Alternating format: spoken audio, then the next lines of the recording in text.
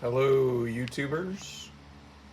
I had a question on the ammunition for the Super Blackhawk in 45, and I just wanted to clarify for that question. I don't think I did a great job going over the two different rounds and the two different cylinders. So I just want to show that with the actual 45 Colt, which I meant to do. So I apologize for that. I'm going to show you right now, at least the ammunition that I have for it. This is a 45 Colt 225 grain silver tip hollow point.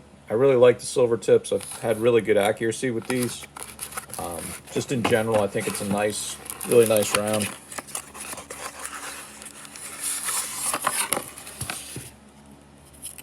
So these right here, these right here are your silver tip rounds. You can see that's kind of a nasty looking round there, 225 grain. And that's your 45 Colt. Hopefully you can see that there. As so marked, Winchester 45 Colt. I have some other ones in here too that I use, I believe. They're a different manufacturer. Actually, these mostly look like silver tips. Then there's some Full Metal Jacket. That's 250 grain, like standard ball. That's your 45 ACP. Again, there, same. Then that's some 45 auto hollow point. I believe that's 225 Federal. 45 auto. All these work fine. I've used all these. I'm gonna add some custom 45. Not that it's custom, because Hornady makes a lot of this.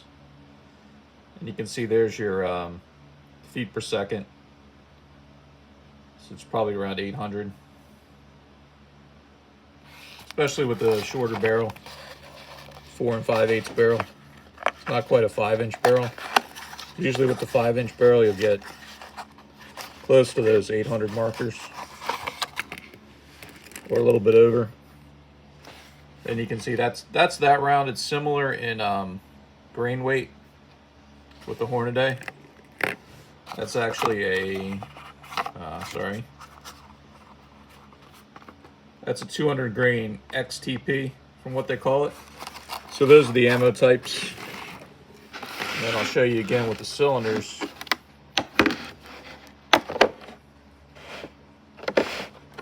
This stuff's kind of cool. Check that out. That's a shotgun ammunition by Lightfield. It's actually a 20 gauge right there. Kind of aside from the point. This is your 45 ACP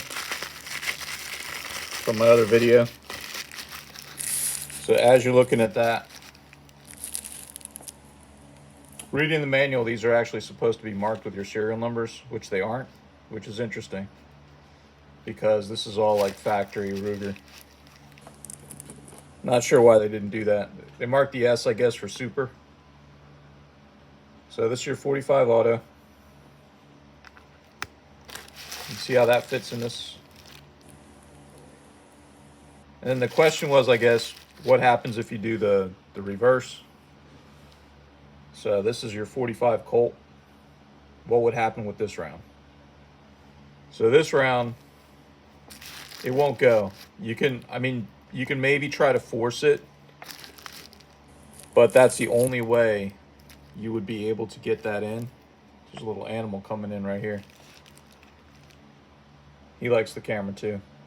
So basically with the 45 Colt, that's what's gonna happen right there. So really, if you have the two different cylinders, this one's gonna drop through like in my other video. Maybe I should show you that again. So I'm gonna clear and disassemble this really quick. Hammers down. So that's not a threat right now. Loading gates open. Again, pop this. Pull this forward. All right, now my cylinder's out. As you can see, it's clear. So I didn't spin it that time so you could see. That's the front towards the muzzle end. This is the back towards you. And this is the 45 Colt again. So to show you the 45 Colt. That goes down in. You can see that's fine. Then if you tried to load the 45 automatic, which is shorter, that drops right through. So that's just going to get stuck in your firearm. So that's not really a joy to do that. So you can see with both, now I got to tap to get that thing out of there, which is annoying. But pretty much, there goes the animal again. He wants to be part of the video, I guess. So I was able to poke that out. So there you go. This would be the proper load for a 45 ACP. And obviously it's improper for a 45 long Colt. So it's not going to fit unless you'd never get that in while it was inside the actual frame itself. So that's not going to go in there. I mean, I don't even think you could like force it in unless you grabbed a screwdriver or something to push it down in there. 45, however, automatic goes right into this cylinder. I looked for markings, I couldn't find any on the front anyway. From the book, they're supposed to have serial numbers. Mine didn't. Haven't had any trouble with them. They both fit, they both fire. I mean, there's nothing visually that looks wrong with them. So, no problems. I'm guessing the S is for Super Blackhawk, I think. So I'm going to leave that aside. I'm going to put that one back in off camera.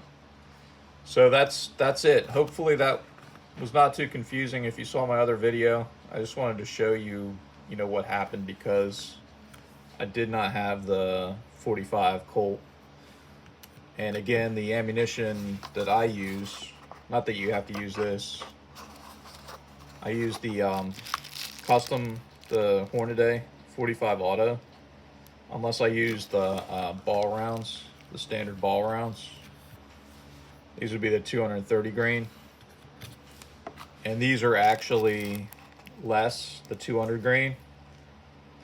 But you can see that that comes close to the 45 Colt.